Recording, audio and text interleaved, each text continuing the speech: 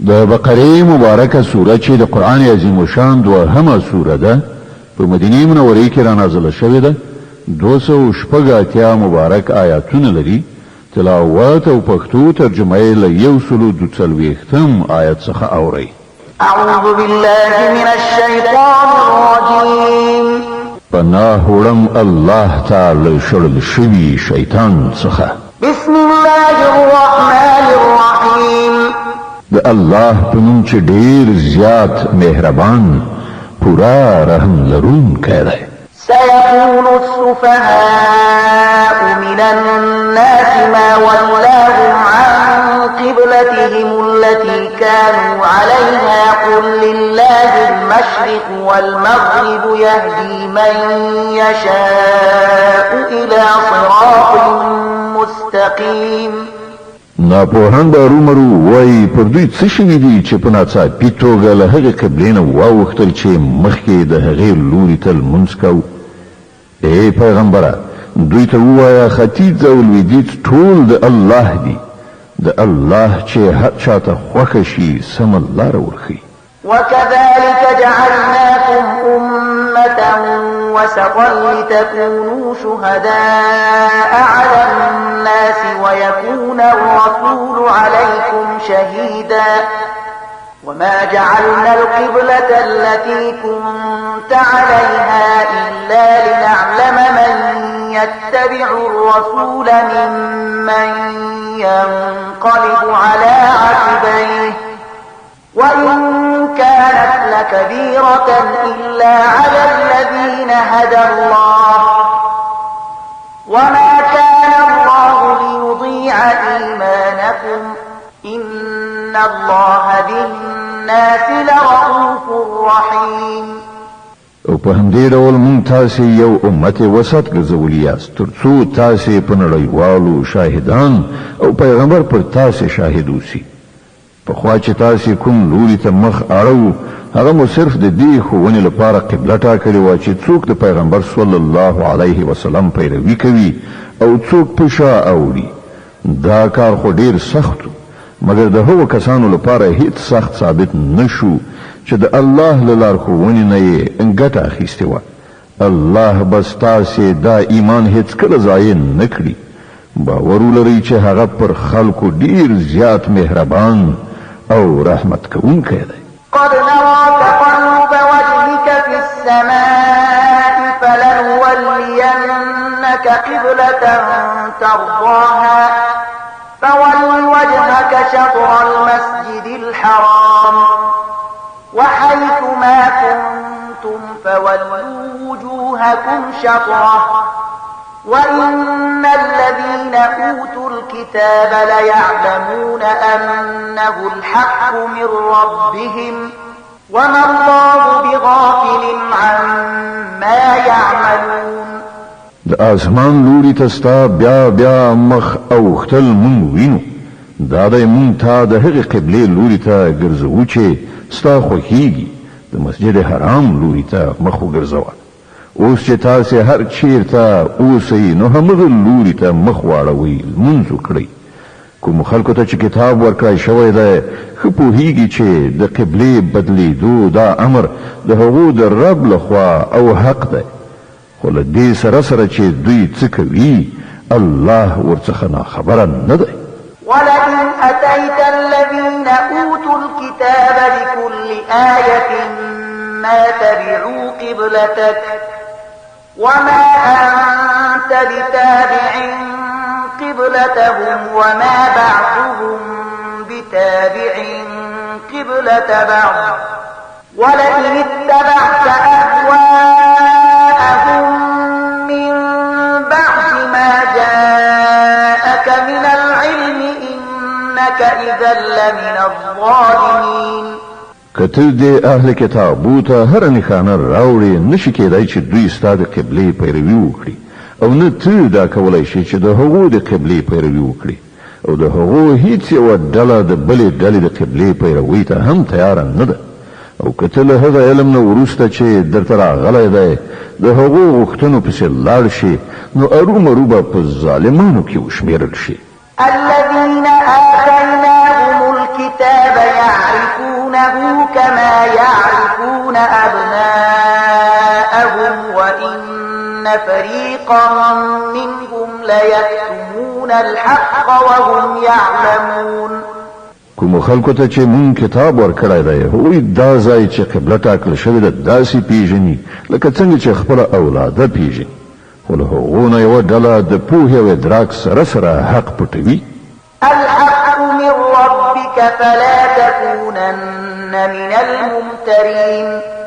دا په غوڅه توګه یوه حقه خبره ده ستا د رب له لوري، نو ته د هغه په باب هیڅکله شکمن کېږه مه.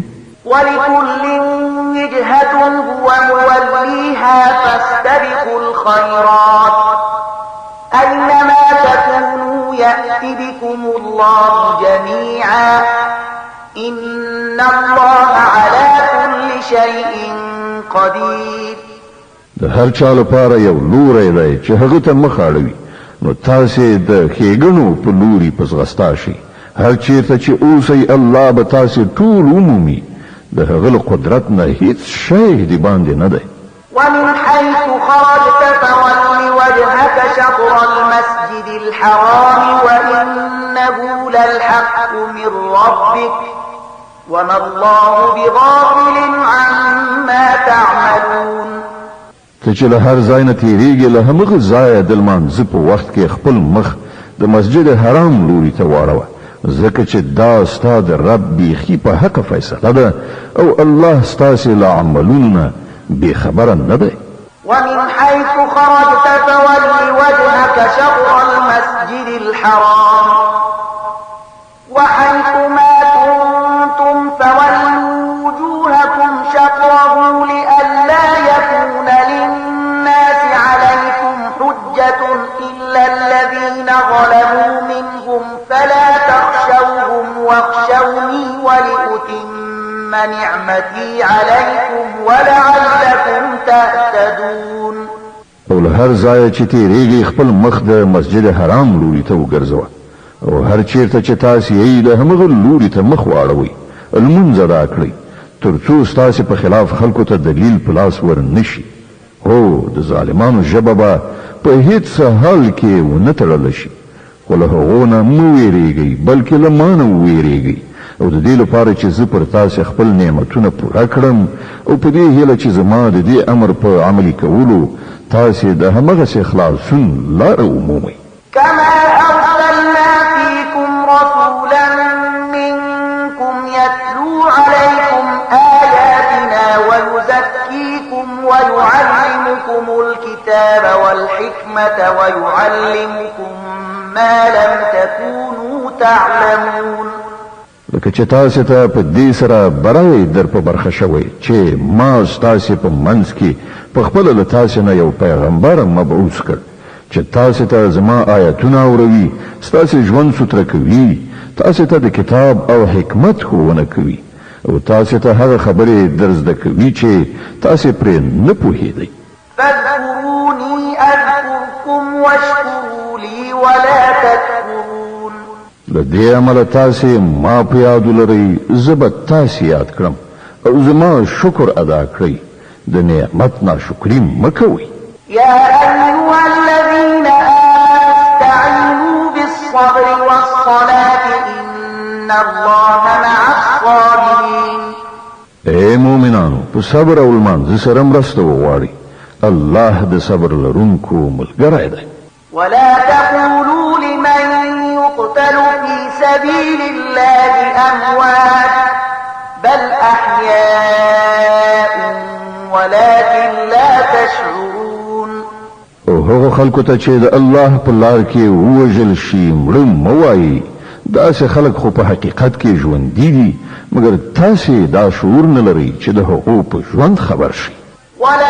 ولنبلونكم بشيء من الخوف والجوع ونقص من الأموال والأنفس والثمرات وبشر الصابرين الذين إذا أصابتهم مصيبة قالوا إنا لله وإنا إليه راجعون. أولئك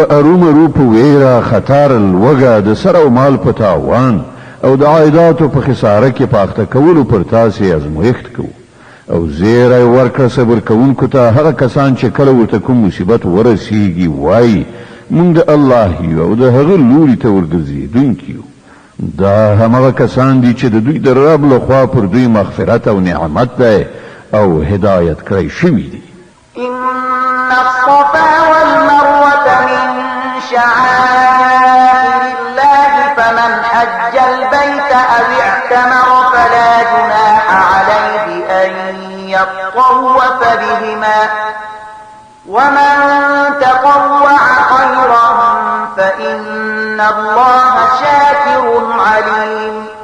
په یقیني توګه صفا او مروه د الله له نښانو څخه دي. له دې عمله څوک چې د بیت الله حج یا عمره وکړي د هغه لپاره وبال نشته که د دې دوه غونډیو ترمنځ طواف وکړي او څوک چې په خوښه مینه څه نیک کار وکړي الله پرې خبر دی او د هغه قدر کوونکی دی. إن الذين يكتمون ما أنزلنا من البينات والهدى من بعد ما بيناه للناس في الكتاب أولئك يلعنهم الله ويلعنهم اللاعنون. کوم خلک چې زمون نازل شوی روخانه لارښودنې او هدایات پټوي په داسې حال کې چې مونږ هغه د ټول انسانانو د لارښودنې لپاره په خپل کتاب کې بیان کړی دي باور ولري چې الله هم ورباندې لعنت وایي او ټول لعنت ویونکي هم ورباندې لعنت وایي. إلا الذين تابوا وأصلحوا وبينوا فأولئك أتوب عليهم وأنا التواب الرحيم. البته څوک چې دا کار پریږدي خپل کړو سم کړي او چې پټ کړي وو د هغو په بیانولو پیل وکړي هغو ته به زه بخښنه وکړم او زه لوی بخښونکی او رحم کوونکی یم. د بقره مبارکه سوره چې د قرآن عظیم شان دوهمه سوره ده په مدینه منوره کې را نازله شوې ده 280 مبارک آیاتونه لري. تلاوات او پښتو ترجمه یې له 118 آیت څخه اوري. إن الذين كفروا وماتوا وهم كفار أولئك عليهم لعنة الله والملائكة والناس أجمعين خالدين فيها لا يخفف عنهم العذاب ولا هم ينظرون. کوم کسانو چې د کفر چلند غوره کړ او همدا د کفر حالت کې مړ شول په هغو باندې د الله پرښتو او ټول انسانانو لعنت دی. په همدې لعنتي حالت کې به د تل لپاره اوسیږي نه به د هغو په عذاب کې اسانتیا راشي او نه به بیا ورته کوم بل مهلت ورکړی شي. وإلهكم إله واحد لا إله إلا هو الرحمن الرحيم. ستاسو خدای همدا یو خدای دی له هغه رحمان او رحیم نه پرته بل کوم خدای نشته.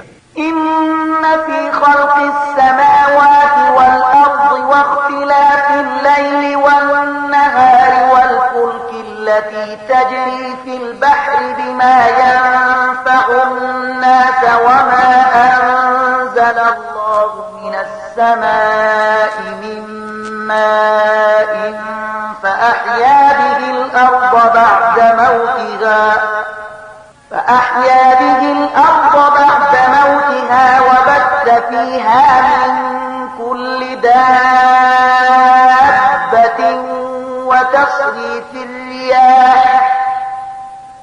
وتصريف الرياح والسحاب المسخر بين السماء والأرض لآيات لقوم يعقلون.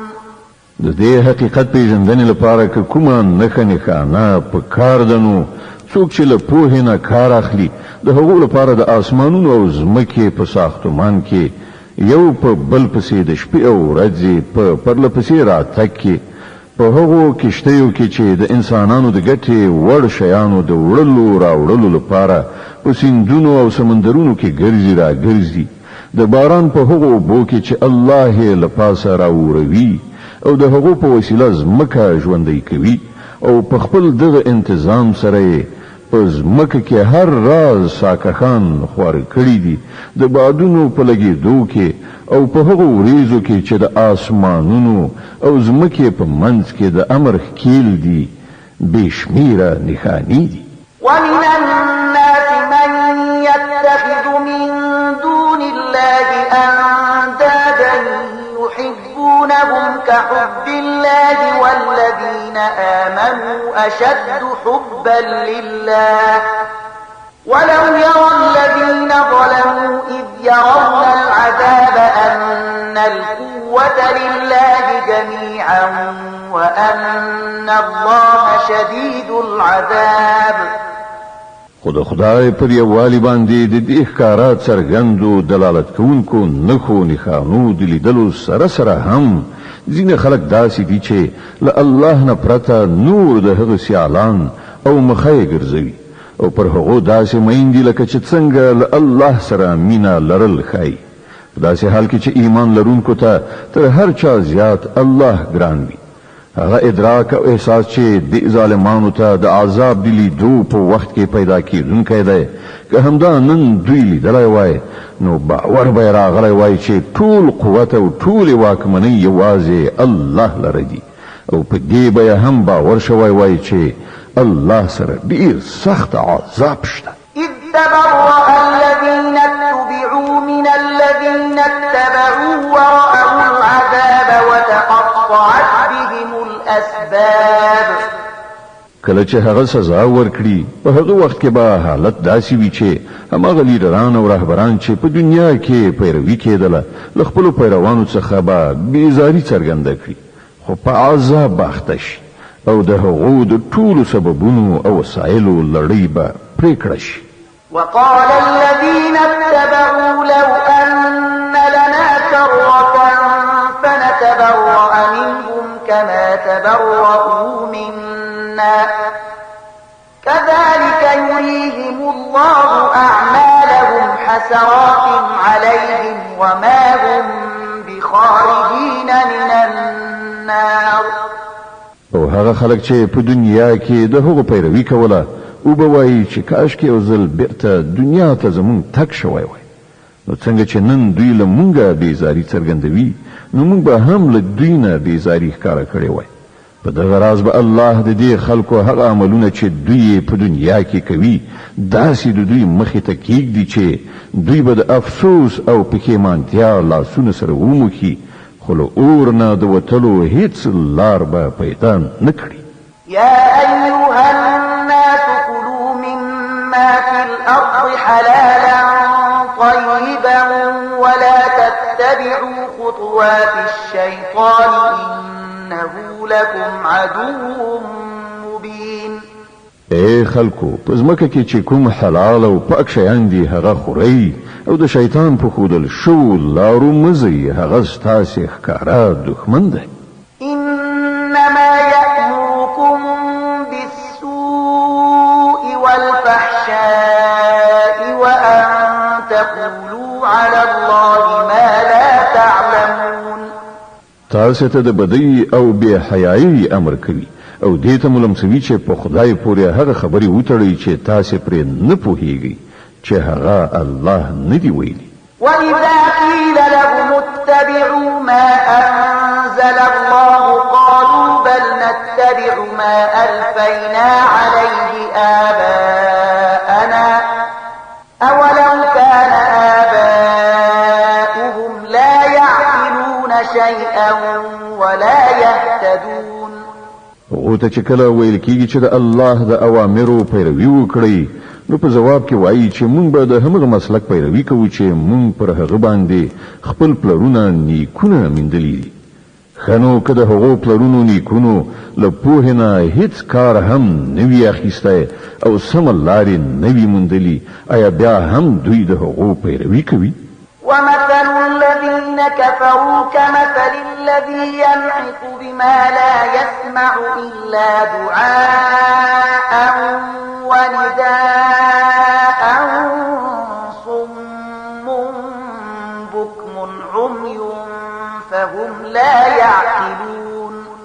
دا خلک چې د خدای پر خودل شوی لار باندې لټلونه انکار کړای دی د دوی حالت کټ مټ داسې دی لکه چې شپانه څار ویو ته आवाज کوي او هغوی د بلنې او شړنې له غږ نه پرته نور څه نه اوري دوی کاڼه دي ګونګیان دي ړانده دي ځکه خو په هیڅ خبره نه پوهیږي يا أيها الذين آمنوا كلوا من طيبات ما رزقناكم واشكروا لله إن كنتم إياه تعبدون اے مؤمنانو که تاسو پر اختیار سره د همدې الله بندگی کوونکی یاست نو کوم پاک شیان چې مونږ درکړي دي هغه په بې پروايي سره خورئ او د الله شکر باسئ إنما حرم عليكم الميتة والدم ولحم الخنزير وما أهل به لغير الله فمن اضطر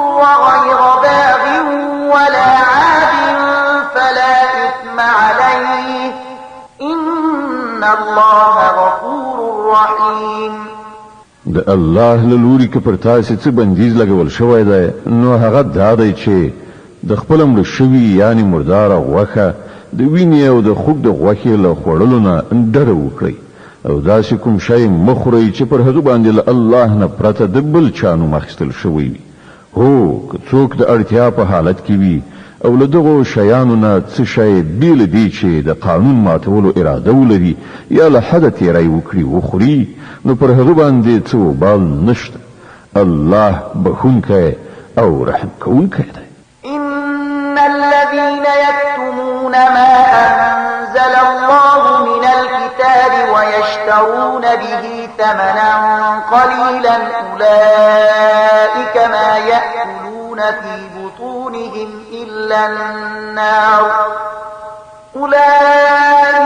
يأكلون في بطونهم إلا النار ولا يكلمهم الله يوم القيامة ولا يزكيهم ولهم عذاب أليم حقیقت دا د څوک چې هغه حکمونه پټوي چې الله په خپل کتاب کې نازل کړي دي او په لږ غوندې دنیوي ګټو یې له لاسه ورکوي هغوی په اصل کې خپلې ګېډې له اوره ډکوي د قیامت په ورځ به الله جل علا شانه هیڅ کله له دوی سره خبرې ونه کړي او نه به یې تزکیه کړي او د هغو لپاره دردونکی عذاب دی أولئك الذين اشتروا الضلالة بالهدى والعذاب بالمغفرة فما أصبرهم على النار دا هغه خلک دي چې د سمې لارې په بدل کې گمراهي واخیستله او د بخښنې په بدل کې عذاب واخیست څومره حیرانتیا ده د دوی حوصلې ته چې د عذاب زغملو ته تیار دي ذلك بأن الله نزل الكتاب بالحق وإن الذين اختلفوا في الكتاب لفي شقاق بعيد دا ټول کارونه زکه وشول چې الله خو له حق سره سر تر پایه برابر کتاب نازل کړی مګر کوم خلکو چې په کتاب کې اختلافونه منځته راوړل هغوی په خپلو لانجو کې له حق نه ډېر لرې لاړل ليس البر أن تولوا وجوهكم قبل المشرق والمغرب ولكن البر من آمن بالله واليوم الآخر والملائكة والكتاب والنبيين وآتى المال على حبه ذوي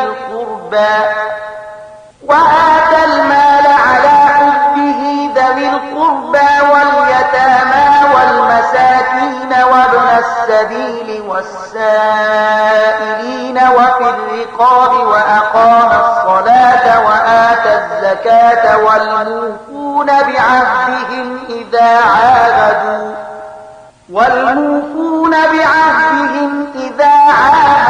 والصابرين في البأساء والضراء وحين البأس أولئك الذين صدقوا وأولئك هم المتقون نیکی یوازې دا نه ده چې تاسو خپل مخونه ختیځ لوري ته واړوئ یا لویدیځ لوري ته بلکې نیکی دا ده چې انسان الله او د قیامت ورځ او پرختي او د الله نازل کړای شوی کتابونه او د هغه پیغمبران د زړونو کومي ومني او د الله په مینه کې خپل ګران مالونه په خپل خپلوانو یتیمانو مسکینانو پردیسیانو درویزګرو او د غلامانو په ازادۍ مصرف کړي المنځ قائم کړي زکات ورکړي او نیکان هغه کسان دي چې کله وعده وکړي تر سره یې کړي او د تنګسي او غمونو په وخت کې او د حق او د باطل په جګړه کې صبر وکړي همدا ریښتینی او همدا پرهیزګار خلک يا أيها الذين آمنوا كتب عليكم القصاص في القتل الحر بالحر والعبد بالعبد والأنثى بالأنثى فمن عفي له من أخيه شيء فاتباع بالمعروف وأداء إليه بإحسان ذلك تخفيف من ربكم ورحمة فمن اعتدى بعد ذلك فله عذاب أليم. اے مؤمنانو ستاسو لپاره د قتل په دعوا کې د قصاص حکم لیکل شوی دی. آزاد د آزاد په مقابل کې وژل شي او غلام د غلام په بدل کې او خځه د خځې په بدل کې. هو کله کوم قاتل سره د هغه دینی ورور یو څه نرمي کولو ته تیار وي نو په ښه وجه د وژنې د بدل په باب اقدام وشي او پر قاتل باندې لازمه ده چې په صداقت سره خونه ورکړي. دا ستاسو د رب له خوا سانتیا او رحمت ده. کله دین وروسته څوک تجاوز وکړي د هغه لپاره دردونکی عذاب ده.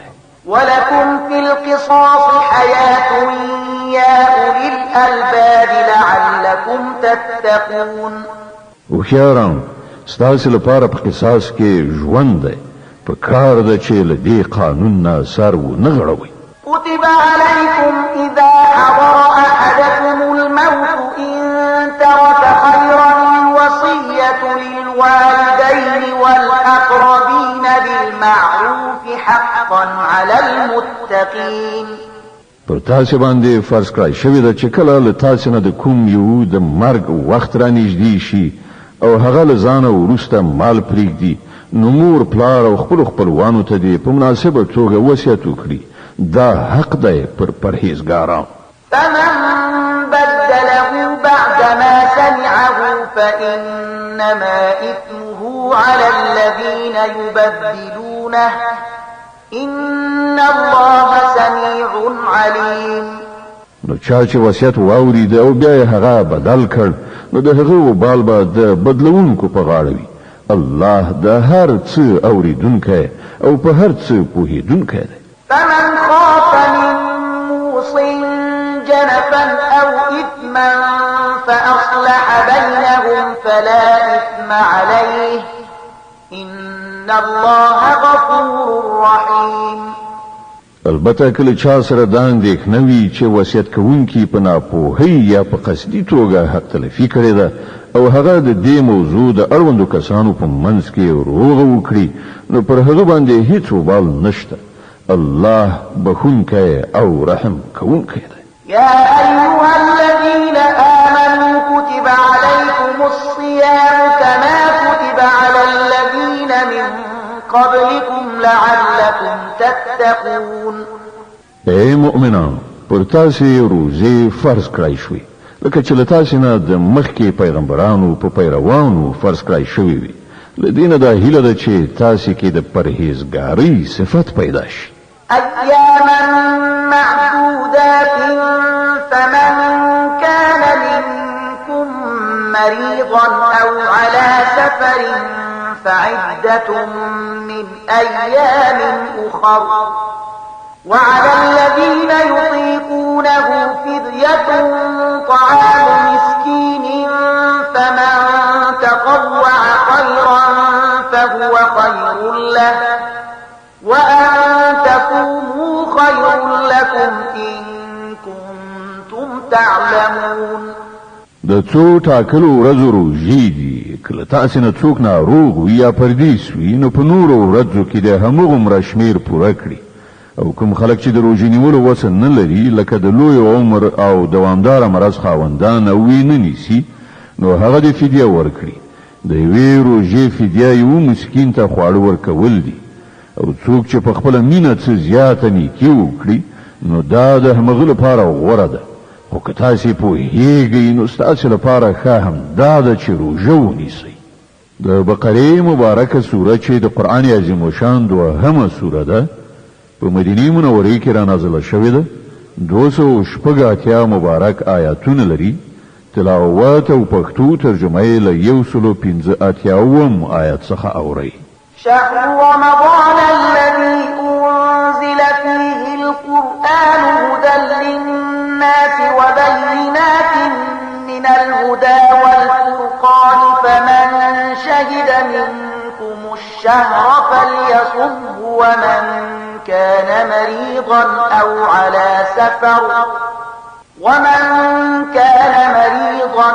على سفر فعدة من أيام أخر يريد الله بكم اليسر ولا يريد بكم العسر ولتكملوا العدة ولتكبروا الله على ما هداكم ولعلكم تشكرون. رمضان هغه میاشت چې په هغې کې قرآن نازل کړی شو چې د انسانانو لپاره له سره تر پایه هدایت ده، او داسې څرګندې لارښودنې پکې دي چې د سمې لارې ښوونکي او د حق او باطل یو له بله په ډاګه بیلونکي دي. له دې کبله څوک چې له دې وروسته دا میاشت ومومي پر هغه لازمه ده چې دا ټوله میاشت روژه ونیسي، او که څوک ناروغ یا مسافر وي نو هغه دې په نورو ورځو کې د روژو شمیر پوره کړي. الله پر تاسې آسانتیا راوستل غواړي، سختی راوستل نه غواړي. له دې امله تاسې ته دا طریقه ښودله کیږي تر څو تاسې د روژو شمیر پوره کړای شي، او په کوم هدایت چې الله تاسې سرلوړي کړي یې په هغه سره د الله لویي وستایئ او شکر کوونکي اوسئ. وإذا سألك عبادي عني فإني قريب أجيب دعوة الداع إذا دعاني فليستجيبوا لي وليؤمنوا بي لعلهم يرشدون. او ای پیغمبره، زما بندگان کله تانه زما په باب پوښتنه وکړي نو هغو ته ووایه چې زه ورته ډېر نږدې یم. بلونکی چې کله ما وبلي زه د هغه بلنه اورم او ځواب ورکوم. نو هغو ته ښایي چې زما بلنې ته لبیک ووایي او پر ما باندې ایمان راوړي. ته دا خبره هغو ته واوروه، کیدای شي چې هغوی سمه لاره ومومي. أحل لكم ليلة الصيام الرفث إلى نسائكم هن لباس لكم وأنتم لباس لهن علم الله أنكم كنتم تختانون أنفسكم فتاب عليكم وعفى عنكم فالآن باشروهن وابتغوا ما كتب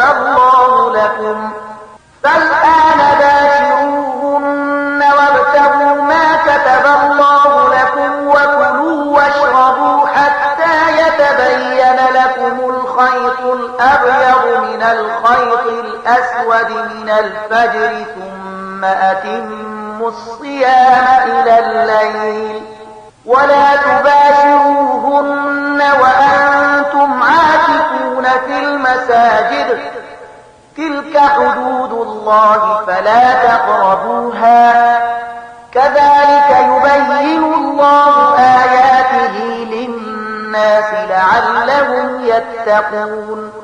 ستاسې لپاره د روژې په شپو کې خپلو میرمنو سره یو ځای کېدل روا کړای شوي دي. هغوی ستاسې جامه او تاسې د هغو جامه یاست. الله ته څرګنده شوه چې تاسې په پټه پټه له خپلو ځانونو سره خیانت کوو، خو هغه ستاسې ګناه وبخله او در تیر شو. اوس تاسې له خپلو میرمنو سره د شپې یو ځای شي او کوم خوند چې الله تاسې ته روا کړی دی هغه واخلئ. همدارنګه د شپې له مخې خورئ څښئ تر هغه وخته چې د شپې د ترږمۍ له تورې لیکې نه مو د سپېده داغه څړیکه تر سترګو شي. له هغه وروسته دا هر څه پرېږدئ، تر شپې پورې خپله روژه بشپړه کړئ. او کله چې تاسې په جماعتونو کې څیله یاست یعنې اعتکاف کوئ نو د خپلو میرمنو سره نږدېوالی مه کوئ، دا د الله وذکری حدود دي دې ته نږدې مو ورځي دغه شان الله خپل حکمونه خلکو ته په ډاګه څرګندوي خای چې هغوی له ناوړه چلن نه ځانونه وژغوري ولا تأكلوا أموالكم بينكم بالباطل وتدلوا بها إلى الحكام لتأكلوا فريقا من أموال الناس بالإثم وأنتم تعلمون او تاسې مو په خپل منځو کې یو د بل مال په ناروا توګه خوري او موږ هغه حاکمانو ته په دې غرض باندې کوي چې تاسې ته په قصدي توګه او ظلم سره د نورو د شتمنۍ د خوړلو فرصت په لاس درشي په داسې حال کې چې تاسې پوهیږئ يسألونك عن الأهلة قل هي مواقيت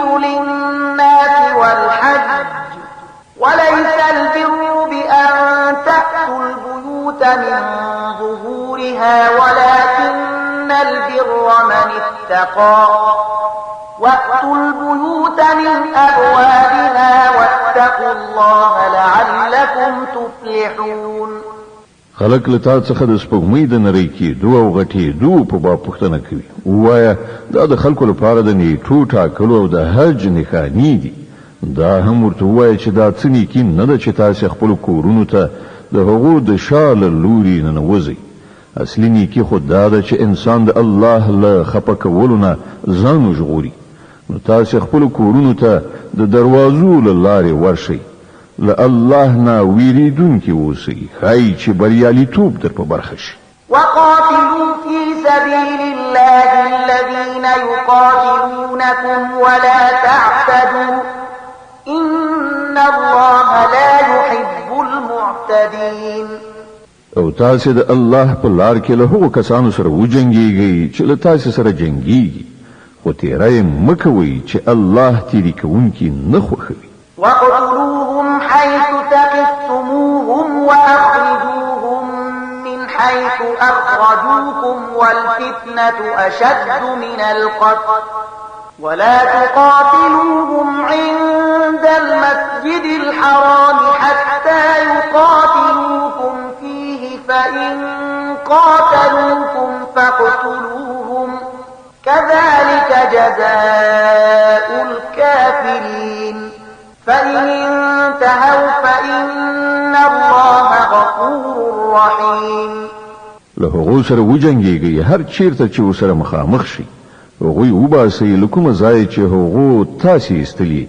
ځکه که وژل هر څومره بد عمل دی خو فتنه له هغه نه هم ډیره بده ده او مسجد حرام ته نږدې چې تر څو پورې هغوی له تاسې سره نه وي جنګېدلي تاسې هم ورسره مه جنګېږئ خو تر څو پورې چې هغو هلته له جنګېدو نه لاس نه وي اخیستی نو تاسې هم بې له کومې اندېښنې هغوی ووژنئ چې د داسې کافرانو هم دا سزا ده بیا که هغوی منع شول نو وپوهیږئ چې الله بخونکی او رحم کوونکی دی وقاتلوهم حتى لا تكون فتنة ويكون الدين لله فإن انتهوا فلا عدوان إلا على الظالمين تاسې له هغو سره جنګېږئ تر دې پورې چې فتنه پاتې نشي او دین د الله لپاره شي بیا که هغوی لاس په سر شول نو وپوهیږئ چې له ظالمانو پرته د بل چا په ضد لاس غځول روان نه دي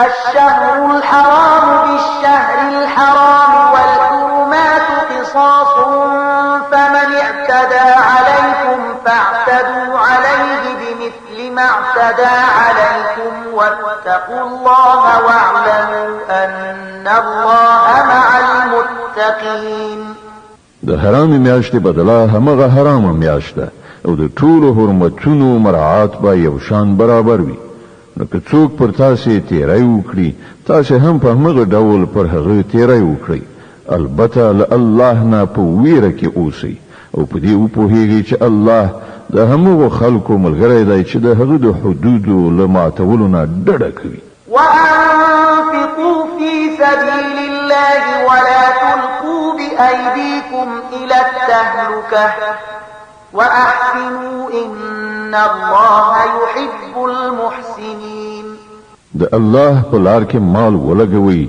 او په خپل لاسونو خپل ځانونه په هلاکت کې مه غورځوئ د ښېګڼې لار غوره کړئ چې الله ښېګڼه کوونکي خوښوي. وأتموا الحج والعمرة لله فإن أحصرتم فما استيسر من الهدي ولا تحلقوا رؤوسكم حتى يبلغ الهدي محله فمن كان منكم مريضا أو به أذى من رأسه ففدية من صيام فمن كان منكم مريضا أو به أذى من رأسه ففدية من صيام أو صدقة أو نسك فإذا أمنتم فمن تمتع بالعمرة إلى الحج فما استيسر من الهدي فمن لم يجد فصيام 3 أيام في الحج و7 إذا رجعتم تلك 10 كاملة ذلك لمن لم يكن أهله حاضر المسجد الحرام واتقوا الله واعلموا أن الله شديد العقاب. د الله د رضا لپاره چې کله د حج او عمرې نیت وکړئ نو هغه ترسره کړئ او که چیرته ایثار شي نو چې هر څه قرباني مو د الله څخه پوره وي د الله حضور ته وړاندې کړئ او خپل سرونه مخ ریئ تر هغه پورې چې قرباني خپل ځای ته نه وي رسېدلې. خو که څوک ناروغ وي یا په سر کې څه تکلیف وي او له دې امله خپل سر وخوري نو هغه ته دا پکار ده چې د فدیې په توګه روژې ونیسي یا خیرات وباسي یا قرباني ورکړي. بیا که تاسې ته امنیت په برخه شو او تاسې د حج له ورځو مخکې مکې ته ورسېدئ نو چا چې له تاسې څخه د حج د ورځو له راتلو نه مخکې له عمرې نه ګټه واخیستله هغه دې د خپل وس په اندازه قرباني وکړي او که قرباني ونه میندله نو 3 روژې دې د حج په دوران کې او روژې دې کور ته له ستنېدو وروسته په دغه شان دې 10 روژې پوره کړي. دا آسانتیا د هغه چا لپاره ده چې کور کهولې مسجد حرام ته نږدې نه وي. د الله د دې حکمونو له تخلف نه ځان وژغورئ او په دې ښه وپوهیږئ چې الله ډېر سخت سزا ورکوونکی دی. الحج أشهر معلومات فمن فرض فيهن الحج فلا رفث ولا فسوق ولا جدال في الحج وما تفعلوا من خير يعلمه الله وتزودوا فإن خير الزاد التقوى واتقون يا أولي الألباب. د حج میاشتې ټولو ته څرګندې دي. څوک چې په دې ټاکلو میاشتو کې د حج نیت وکړي هغه باید په دې خبر اوسي چې د حج په دوران کې له هغه څخه څه شهواني عمل څه ناوړه فعل څه جنگ جګړه صادره نشي او تاسې چې څه نیک عمل کوئ الله پرې پوهیږي. د حج د سفر لپاره د لارې توښه در سره واخلئ او تر هر څه ښه د لارې توښه پرهیزګاري ده. نو ای هوښیارانو زما له نافرمانۍ نه ډډه وکړئ. ليس عليكم جناح أن تبتغوا فضلا من ربكم فإذا أفضتم من عرفات فاذكروا الله عند المشعر الحرام واذكروه كما هداكم وإن كنتم من قبله لمن الضالين. او کله حج کولو سره سره تاسو د خپل رب د فضل په لټه کې هم شي نو څه باک نه لري. بیا چې کله له عرفات نه زینو په مشعر الحرام یعنی مزدلفه کې ایثار شي الله یاد کړئ او په هغه شان یاد کړئ چې تاسو ته لارښودنه کړې ده که نه خو له دې نه مخکې تاسو ګمراه وئ. ثم أفيضوا من حيث أفاض الناس واستغفروا الله إن الله غفور رحيم. بیا لکم ځای نه چې نور ټول خلک را ګرځي له همغه ځایه تاسو هم را وګرځئ او له الله نه بخنه وغواړئ په یقیني توګه هغه بخونکی او رحم کوونکی دی. فإذا قضيتم مناسككم فاذكروا الله كذكركم آباءكم أو أشد ذكرا فمن الناس من يقول ربنا آتنا في الدنيا وما له في الآخرة من خلاق. بیا کله چې مو د خپل حج رکنونه ادا کړل نو څنګه چې مو په خوا خپل پلرونه نیکونه یادول همغسې اوس الله یاد کړئ بلکې له هغه نه هم زیات خو په الله یادونکو خلکو کې هم ډېر توپیر شته. له هغو نه څوک داسې دي چې وایي ای زموږ ربه موږ ته هر څه په همدې دنیا کې راکړه دغسې انسان ته په آخرت کې هیڅ برخه نشته. ومنهم من يقول ربنا آتنا في الدنيا حسنة وفي الآخرة حسنة وقنا عذاب النار. او څوک وایي ای زموږ ربه موږ ته هم د دنیا او هم د آخرت ښېګڼې را په برخه کړه او موږ د اور له عذابه وساته. أولئك لهم نصيب مما كسبوا والله سريع الحساب. داسې خلک به د خپلو کړو سره سم په دواړو دارایینو کې د برخې څښتنان وي او د الله په حساب اخیستنه کې به څه ځنډ را نشي. واذكروا الله في أيام معدودات فمن تعجل في يومين فلا إثم عليه ومن تأخر فلا إثم عليه لمن اتقى واتقوا الله واعلموا أنكم إليه تحشرون. دا د شمار څو ورځې دي چې تاسې باید د خدای په یاد کې تیرې کړئ. بیا که څوک تلوار وکړي په 2 ورځو کې راستون شي نو اوبال نشته او که څوک راستنېدل وځنډوي نو هم څه باک نشته په دې شرط چې دا ورځې په پرهیزګارۍ تیرې کړي وي. د الله له نافرمانۍ نه ځان وژغورئ او ښه پوه شئ چې یوه ورځ د هغه حضور ته ستاسې وړاندې کېدل دي.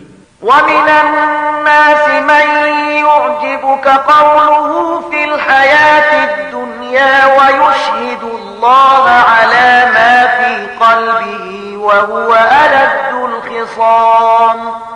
په انسانانو کې څوک داسې دي چې د هغه خبرې د دنیا په ژوند کې تاسې ته ډېرې ښې ښکاري او هغه پر خپلې نیکنیتۍ باندې په وار وار الله شاهد نیسي خو په حقیقت کې هغه د حق ډېر سخت دښمن وي.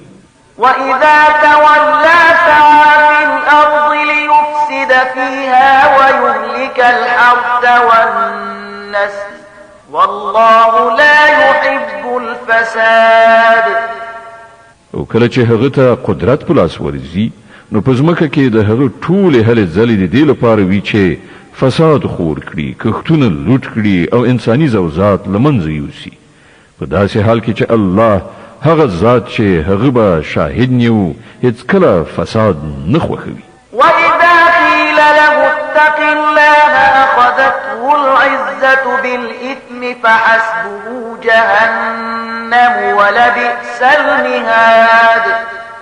او کله چې ورته ویل کیږي چې الله نه ویریږه نو د خپل پت او آبرو مفکوره پر ګناه ټینګوي. د داسې بني آدم لپاره دوزخ دی او هغه ډیر ناکاره استوګنځی دی. ومن الناس من يشري نفسه ابتغاء مرضات الله والله رؤوف بالعباد. د بل پلوه په انسانانو کې داسې څوک هم شته چې د خپل خدای د رضا په لټه کې خپل سر قربانوي او په داسې بندگانو باندې الله ډیر زیات مهربان دی. يا أيها الذين آمنوا ادخلوا في السلم كافة ولا تتبعوا خطوات الشيطان إنه لكم عدو مبين. اے مؤمنانو تاسې په هر اړخیز ډول په اسلام کې ننوځئ او د شیطان پیروي مکوي چې هغه ستاسې ښکاره دښمن دی. فإن زللتم من بعد ما جاءتكم البينات فاعلموا أن الله عزيز حكيم. کومې ښکاره څرګندې لارښودنې چې تاسې ته راغلي دي که د هغو له میندلو وروسته بیا هم تاسې وښویېږئ نو ښه وپوهېږئ چې الله پر ټولو غالب د حکمت خاوند او پوه دی. هل ينظرون إلا أن يأتيهم الله في ظلل من الغمام والملائكة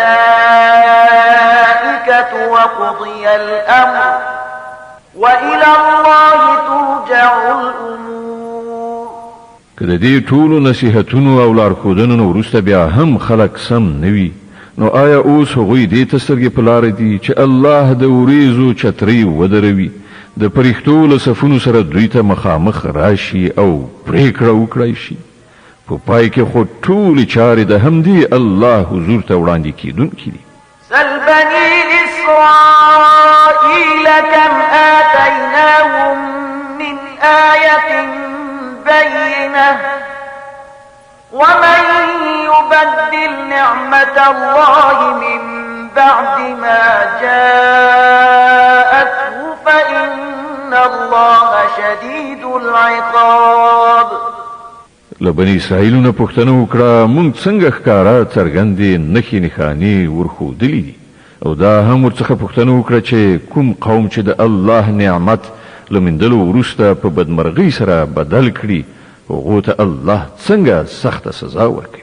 زين للذين كفروا الحياة الدنيا ويسخرون من الذين آمنوا والذين اتقوا فوقهم يوم القيامة والله يرزق من يشاء بغير حساب. کوم خلکو چې د کفر لاره غوره کړې ده هغو ته د دنیا ژوند ډیر خوږ او په زړه پورې ګرځېدلی دی. دوی پر مؤمنانو ملنډې وهي خو د قیامت په ورځ به همدا پرهیزګاران د دوی په پرتله د لوړ مقام خاوندان وي. پاتې شوه د دنیا روزي نو د الله واک دی چاته چې خوښه شي بې حسابه یې ورکوي.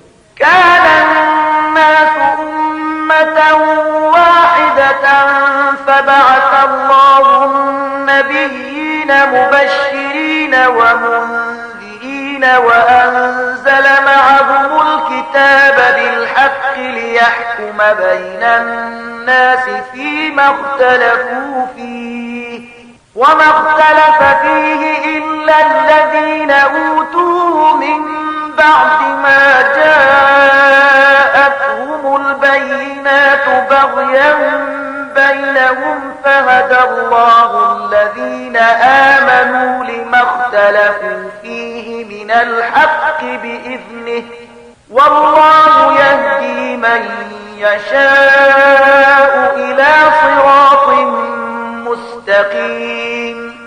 په لومړي وخت کې ټول خلک په یوه لاره روان بیا چې دې وضع دوام نه کړ او اختلافونه رامنځته شول نو الله پیغمبران ولېږل چې په سم تګ زیری ورکوونکي او د انحراف له نتیجو څخه ویرونکي او د هغو سره یو ځای حق کتاب ولېږه تر څو هغه اختلافونه چې د حق په باب د خلکو ترمنځ راغلي وو فیصله کړي. او د دې اختلافونو پیښېدو دلیل دا نه چې په ابتدا کې خلکو ته د حق ښودنه نه وه شوې، نه، اختلاف هغو کسانو را پیدا کړ چې د حق په برخه کې معلومات ورکړ شوی. هغو د روښانه لارښودنو له میندلو نه وروسته صرف په دې غرض حق پرېښود بېلابېلې لارې رامنځته کړي چې غوښتل یې په خپلو منځو کې یو پر بل تېری وکړي. نو الله هغو کسانو ته چې پر پیغمبرانو یې ایمان راوړ په خپل اذن د حق هغه لاره وښودله چې خلکو پکې اختلاف کړی. د الله چې چاته خوښه شي سمه لاره ورښي.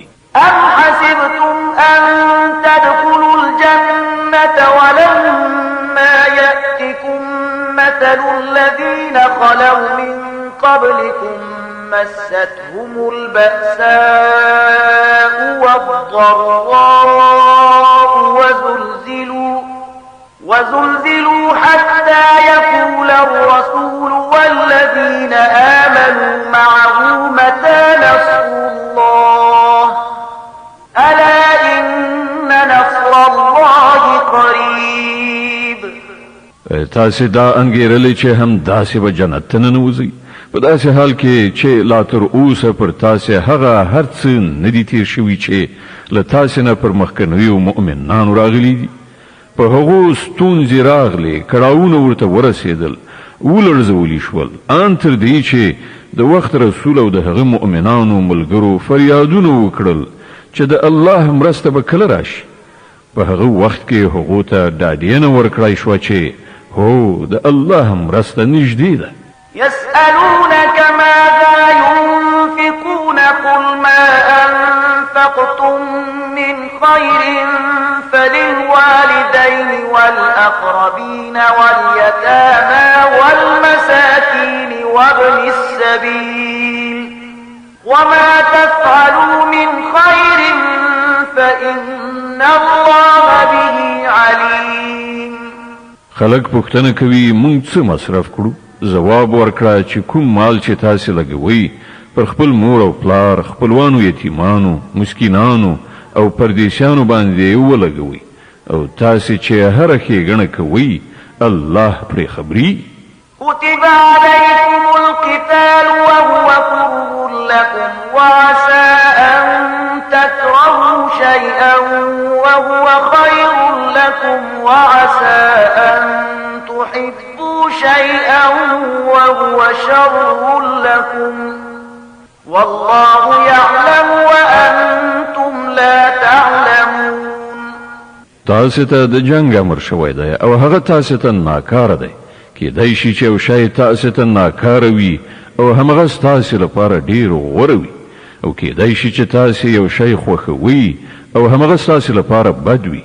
الله پوهیږي تاسو نه پوهیږئ. يسألونك عن الشهر الحرام قتال فيه قل قتال فيه كبير وصد عن سبيل الله وكفر به والمسجد الحرام وإخراج أهله منه أكبر عند الله والفتنة أكبر من القتل ولا يزالون يقاتلونكم حتى يردوكم عن دينكم إن استطاعوا ومن يرتد منكم عن دينه فيمت وهو كافر فأولئك حبطت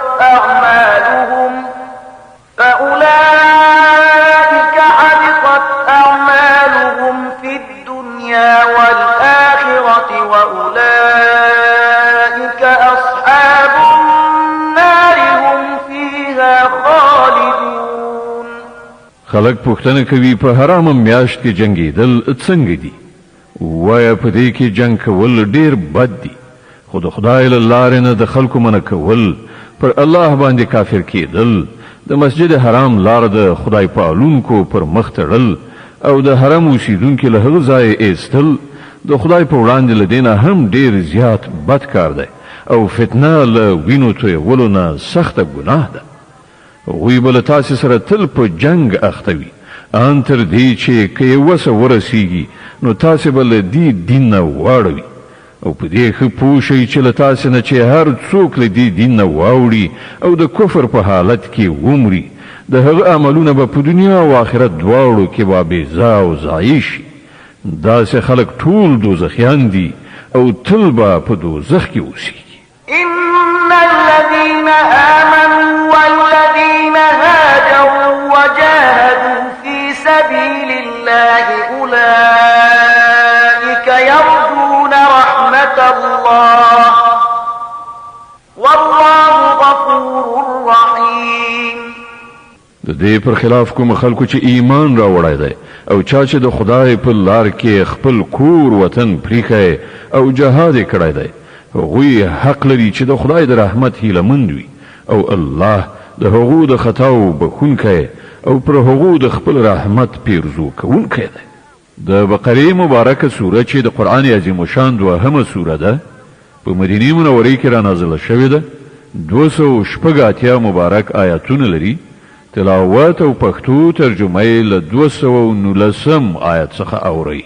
يسألونك عن الخمر والميسر قل فيهما إثم كبير ومنافع للناس وإثمهما أكبر من نفعهما ويسألونك ماذا ينفقون قل العفو كذلك يبين الله لكم الآيات لعلكم تتفكرون في الدنيا والآخرة.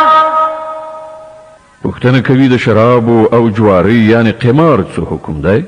وایا په دواړو کې لویه ګناه ده. که څه هم د خلکو لپاره به څه ګټه هم پکې وي خو ګناه یې له ګټې نه ډیره زیاته ده. پوښتنه کوي موږ د خدای په لار کې څه مصرف کړو؟ وایا هغه څه چې ستاسې له اړتیا نه زیات وي. په دې ډول الله تاسې ته خپل احکام په څرګنده توګه بیانوي. ښایي چې تاسې د دنیا او آخرت دواړو په باب فکر وکړئ. ويسألونك عن اليتامى قل إصلاح لهم خير وإن تخالطوهم فإخوانكم والله يعلم المفسد من المصلح ولو شاء الله لأعنتكم إن الله عزيز حكيم. پوښتنه کوي له یتیمانو سره دې څه چار چلند وشي؟ وایا په کوم ډول چلند کې چې د هغو ښېګڼه وي د همغه غوره کول ډیر ښه دي. او که تاسې خپل او د هغو خرڅ او لګښت او ژوند ژواک سره ګډ او شریک کړئ څه باک نشته نو هغوی خو ستاسې ورونه دي. د ورانکارو او روغچارو دواړو حال الله ته ښکاره دی. که د الله خوښه شوې وای نو په دې کار کې به تاسې له ستونزو سره مخامخ کړي وای. مګر هغه په واکمنۍ سربیره د حکمت څښتن هم دی. ولا تنكحوا المشركات حتى يؤمنن ولأمة مؤمنة خير من مشركة ولو أعجبتكم ولا تنكحوا المشركين حتى يؤمنوا ولعبد مؤمن خير من مشرك ولو أعجبكم أولئك يدعون إلى النار والله يدعو إلى الجنة والمغفرة بإذنه ويبين آياته للناس لعلهم يتذكرون. تاسې له مشرکو ښځو سره هیڅ کله نکاح مکوئ تر څو چې ایمان نه وي راوړی. یو مسلمانه وینځل آزاد مشرک نه ډیره ښه ده که څه هم چې ستاسې هغه ډیره خوښه وي. او مسلمانې ښځې مشرکانو ته هیڅ کله په نکاح مه ورکوئ تر څو چې هغو ایمان نه وي راوړی. یو مسلمان غلام له آزاد مشرک نه ډیر ښه دی که څه هم چې هغه ستاسې ډیر خوښ وي. دا کسان تاسې د اور خواته دعوت کوي او الله په خپل اذن سره تاسې ته د جنت او بخښنې په لوري بلنه درکوي. او هغه خلکو ته خپل حکمونه په څرګنده توګه بیانوي.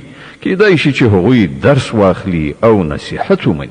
ويسألونك عن المحيض قل هو أذى فاعتزلوا النساء في المحيض ولا تقربوهن حتى يطهرن فإذا تطهرن فأتوهن من حيث أمركم الله إن الله يحب التوابين ويحب المتطهرين.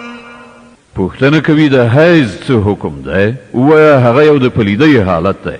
په هغه کې له ښځو نه بیل اوسئ او هغو ته مه نږدې کیږئ تر څو چې هغوی پاکې شي.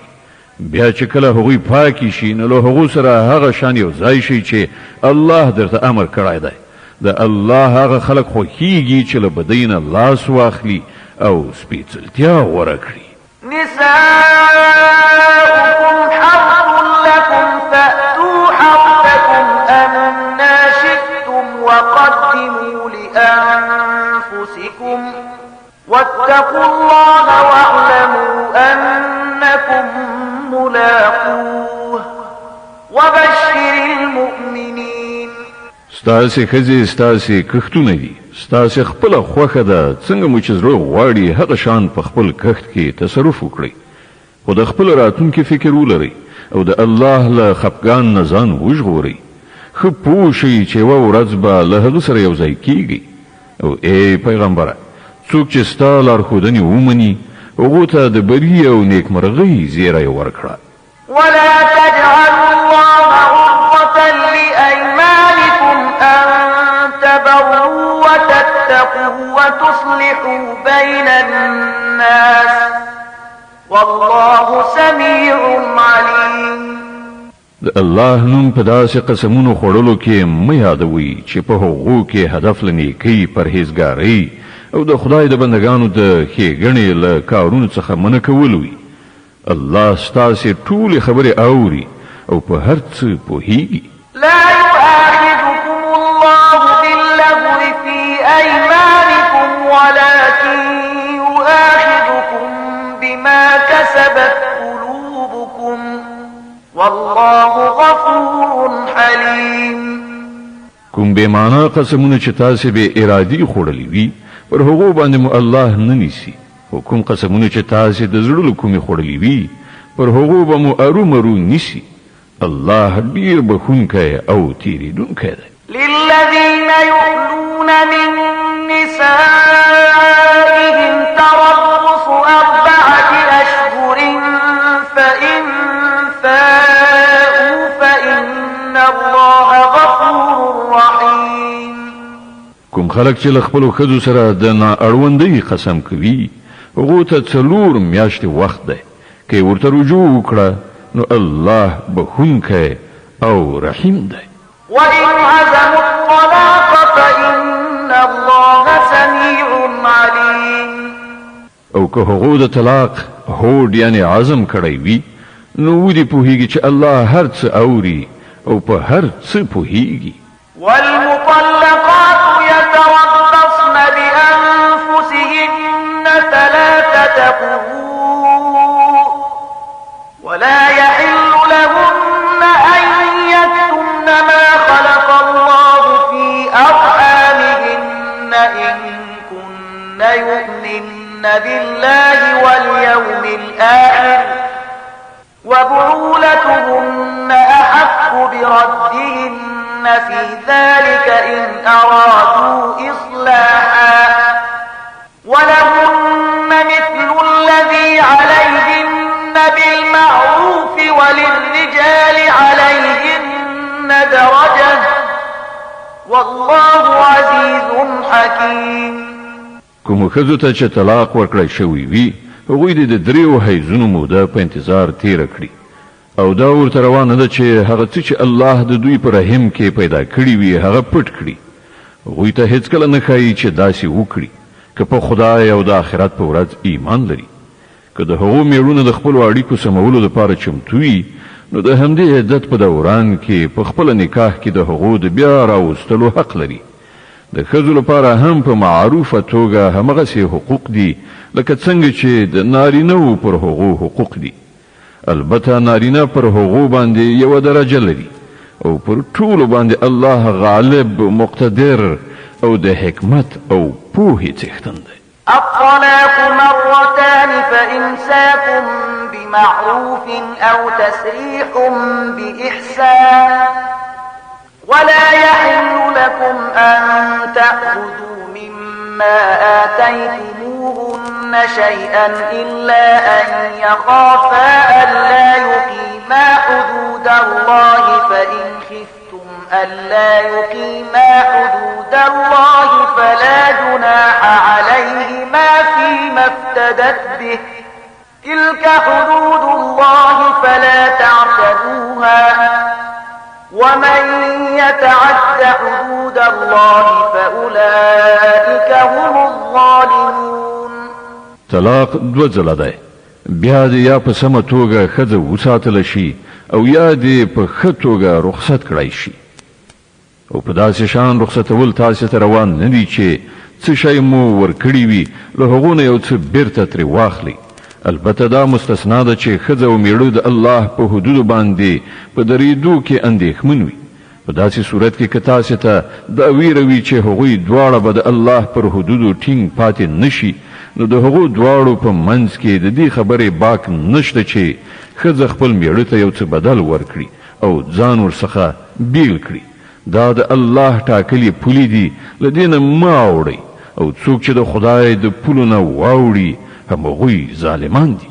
فإن طلقها فلا تحل له من بعد حتى تنكح زوجا غيره فإن طلقها فلا جناح عليهما أن يتراجعا إن ظنا أن يقيما حدود الله وتلك حدود الله يبينها لقوم يعلمون. بیا کله دوه ځله طلاق ورکولو نه وروسته ښځې ته دریم ځل طلاق ورکړي، نو هغه ښځه بیا د هغه لپاره روان نه ده، مګر دا چې بل چا سره د هغې نکاح وشي او هغه یې طلاق کړي. کله هغه وروسته لومړي میړه او دې ښځې دواړو دا فکر وکړ چې پر الهي حدودو به ودرېږي، نو که دوی یو بل ته رجوع وکړي څه باک نشته. دا د الله ټاکلي حدود دي. د هغو خلکو د لارمیندنې لپاره یې څرګندوي چې د هغه د حدودو د ماتولو په عاقبت پوهیږي. وإذا طلقتم النساء فبلغن أجلهن فأمسكوهن بمعروف أو سرحوهن بمعروف ولا تمسكوهن ضرارا لتعتدوا ومن يفعل ذلك فقد ظلم نفسه ولا تتخذوا آيات الله هزوا واذكروا نعمة الله عليكم وما أنزل عليكم من الكتاب والحكمة يعظكم به واتقوا الله واعلموا أن الله بكل شيء عليم. او کله چې تاسې ښځو ته طلاق ورکړئ او د هغو عدت په پوره کېدو شي، نو یا یې په ښه توګه وساتئ یا یې په ښه شان رخصت کړئ. محض د ربړولو لپاره یې مه ایساروئ چې دا به تیری زیاتی وي. او څوک چې دا کار وکړي هغه به په حقیقت کې خپله پر خپل ځان ظلم وکړي. د الله په آیتونو ملنډې مه وهئ. دا مه هېروئ چې الله په څه لوی نعمت تاسې سرلوړي کړي. هغه تاسې ته نصیحت کوي چې کوم کتاب هغه پر تاسې نازل کړی دی د هغه درناوی وکړئ، له الله نه وویریږئ او ښه وپوهیږئ چې الله له هرې خبرې نه خبر دی. وإذا طلقتم النساء فبلغن أجلهن فلا تعضلوهن أن ينكحن أزواجهن إذا تراضوا بينهم بالمعروف ذلك يوعظ به من كان منكم يؤمن بالله واليوم الآخر ذلكم أزكى لكم وأطهر والله يعلم وأنتم لا تعلمون. کله چې تاسې خپلو ښځو ته طلاق ورکړ او هغو خپل عدت پوره کړ، نو بیا په دې لاره کې خنډ مه پیدا کوئ چې هغوی د خپلو پخوانیو میړونو سره نکاح وکړي که د دواړو خواو په دې موافقه راغله. تاسې ته ښودنه کیږي چې هیڅکله داسې حرکت مه کوئ که پر الله او د آخرت په ورځ ایمان لرئ. ستاسې لپاره مناسبه او سپېڅلې لاره هم دا ده چې له دې نه ځان وژغورئ. الله پوهیږي او تاسې نه پوهیږئ. والوالدات يرضعن أولادهن حولين كاملين لمن أراد أن يتم الرضاعة وعلى المولود له رزقهن وكسوتهن بالمعروف لا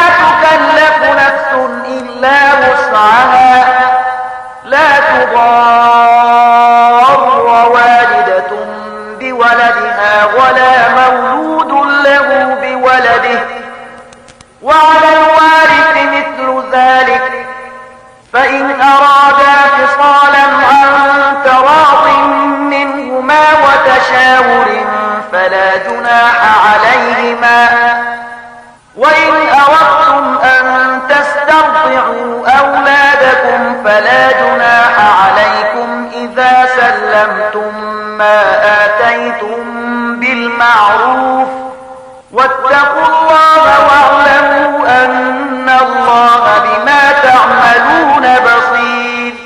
نماینده د خپل بچانو ته پوره 2 کاله تای ورکړي. په دې صورت کې به د ماشوم پلار په ښه توګه هغو ته خوراک او جامې ورکوي. خو داسې نه وي چې د چا په اوږه د هغه له وس نه پورته پیټی کېښودل شي. نه د مور ته له دې امله آزار ورسول شي چې ماشوم د هغې دی او نه د پلار له دې امله وکړول شي چې ماشوم د هغه دی.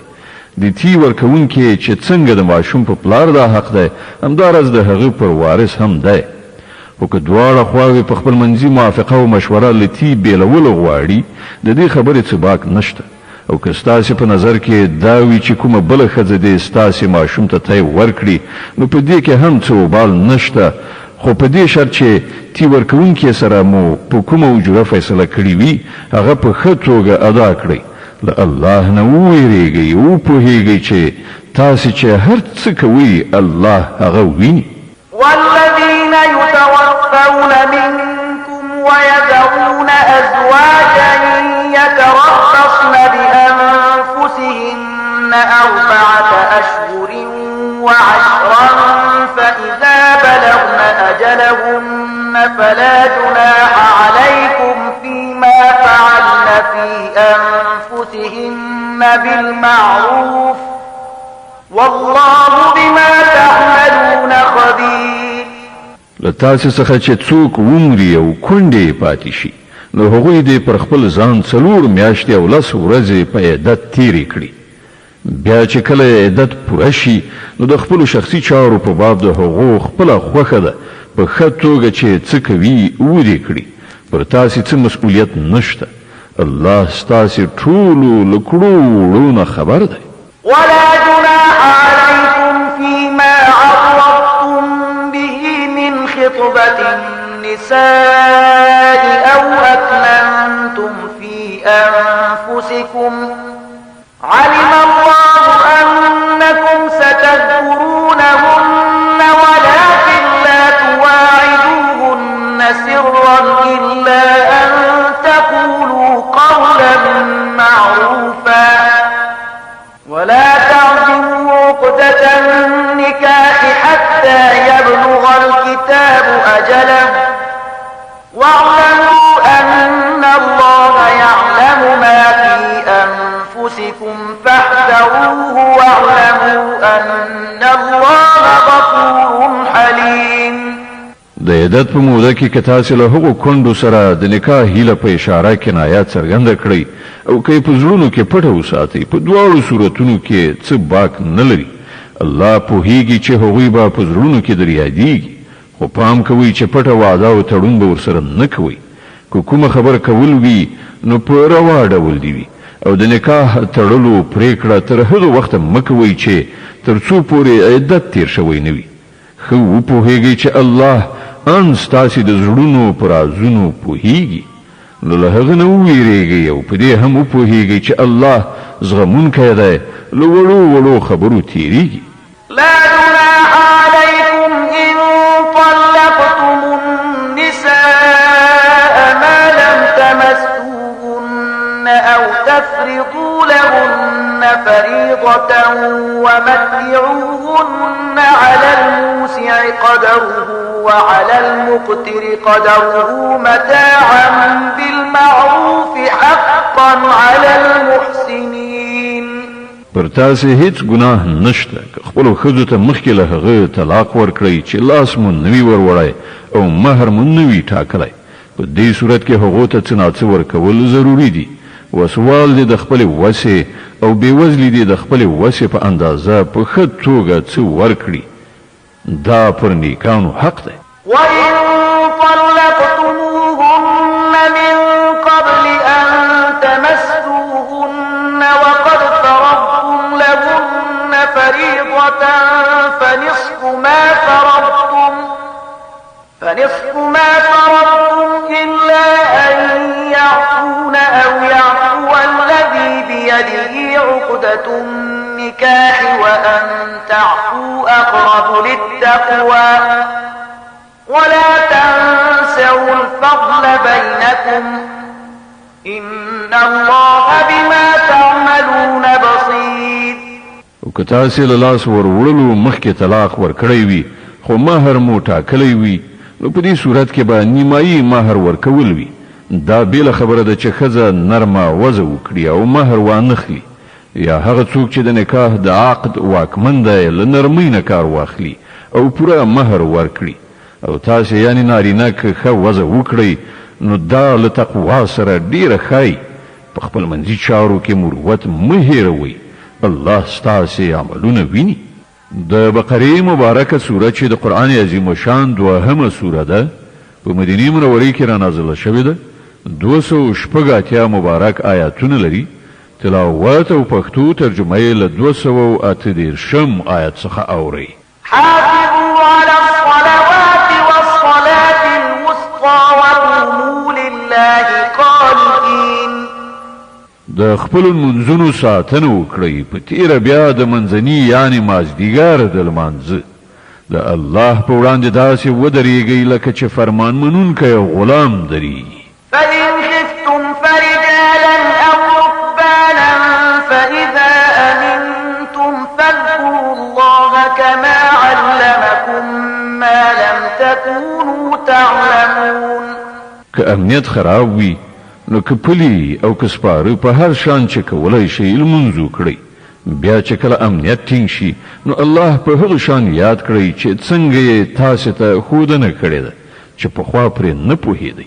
والذين يتوفون منكم ويذرون أزواجا وصية لأزواجهم متاعا إلى الحول غير إخراج فإن خرجن فلا جناح عليكم فيما فعلن في أنفسهن من معروف والله عزيز حكيم. لتاسې نه چې څوک عمري او وروسته یې کونډې پرېښې وي هغوی باید د خپلو کونډو لپاره دا وصیت وکړي چې تر 1 کال پورې د خوراک پوښاک ورکړی شي او له کورونو څخه دې نه ایستل کیږي. بیا که هغوی په خپله ووځي نو د خپل ځان په برخه کې چې په ښه توګه هر څه کوي پر تاسې هیڅ مسؤلیت نشته. الله پر ټولو برلاس او د حکمت او پوهې څښتن دی. وللمطلقات متاع بالمعروف حقا على المتقين. په همدې ډول کوم ښځو ته چې طلاق ورکړی شوی وي هغو ته د هم په مناسبه توګه څه نه څه شی ورکړی شي او رخصت دې کړی شي. دا پر متقیانو حق دی. كذلك يبين الله لكم آياته لعلكم تعقلون. په دغه شان الله خپل حکمونه تاسې ته په ډاګه څرګنده درښیي هیله ده چې تاسې له پوهې او ادراک سره کار وکړئ. ألم تر إلى الذين خرجوا من ديارهم وهم ألوف حذر الموت فقال لهم الله موتوا ثم أحياهم إن الله لذو فضل على الناس ولكن أكثر الناس لا يشكرون. تا د هغو خلکو حال ته هم څه پاملرنه کړې ده چې د مرګ له ویرې خپل ټاټوبي پریښي وتلي وو او د هغو شمېر زرګونو ته رسېد. الله هغو ته وویل ومرئ نو مړه شول. بیا یې هغوی د دوهم ځل لپاره را ژوندي کړل. حقیقت دا دی چې الله پر انسانانو زیات مهربان دی او زیاتره خلک شکر نه ادا کوي. وقاتلوا في سبيل الله واعلموا أن الله سميع عليم. مسلمانانو د الله په لار کې وجنګیږئ او ښه وپوهیږئ چې الله اوریدونکی او پوه دی. من ذا الذي يقرض الله قرضا حسنا فيضاعف فنضاعفه له أضعافا كثيرة والله يقبض ويبسط وإليه ترجعون. لتاسې نه څوک دی چې الله ته قرض حسنه ورکړي تر څو چې الله د هغه پور څو چنده بیرته ورکړي. کمول هم د الله په لاس کې دي او زیاتول هم، او د همغه لوري ته ستاسې ورګرځېدل دي. ألم تر إلى الملأ من بني إسرائيل من بعد موسى إذ قالوا لنبي له ابعث لنا ملكا نقاتل في سبيل الله قال هل عسيتم إن كتب عليكم القتال ألا تقاتلوا قال هل عسيتم إن كتب عليكم القتال ألا تقاتلوا قالوا وما لنا ألا نقاتل في سبيل الله وقد أخرجنا من